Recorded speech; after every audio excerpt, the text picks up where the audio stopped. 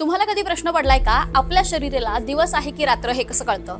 समजा तुम्ही घड्याळात वेळ, बाहेर सूर्योदय आणि सूर्यास्त पाहिला नाही तर तुम्हाला कसं कळेल की कधी उठायचंय आणि कधी झोपायचंय? याचं उत्तर आहे आपल्या शरीरात असलेलं एक नैसर्गिक घड्याळ. चला या घड्याळाविषयी जाणून घेऊया. आपल्या शरीरात सर्केडियन रिदम नावाची एक नैसर्गिक प्रक्रिया 24 तास काम करत असते, म्हणजे 24 तासांचं बायोलॉजिकल क्लॉक, जो आपल्या मेंदूतल्या हायपोथॅलॅमस नावाच्या भागात सेट असतो. आपल्या शरीराच्या 24 तास चालणाऱ्या बॉडी क्लॉकचं व्यवस्थापन करत असतो.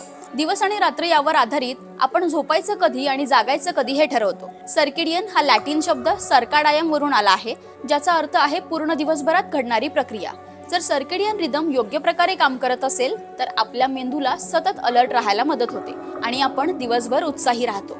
रात्र होताच शरीरात झोपेशी संबंधित हार्मोन्स वाढू लागतात, तेव्हा थकवा येतो आणि आरामाची गरज भासते. यामुळे आपल्या शरीराला समजतं आता झोपायची वेळ झाली आहे.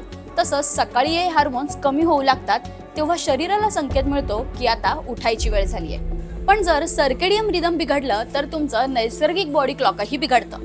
याचा परिणाम तुमच्या झोपेच्या सायकलवर होतो आणि मेंदूच्या कार्यक्षमतेवरही परिणाम होऊ शकतो.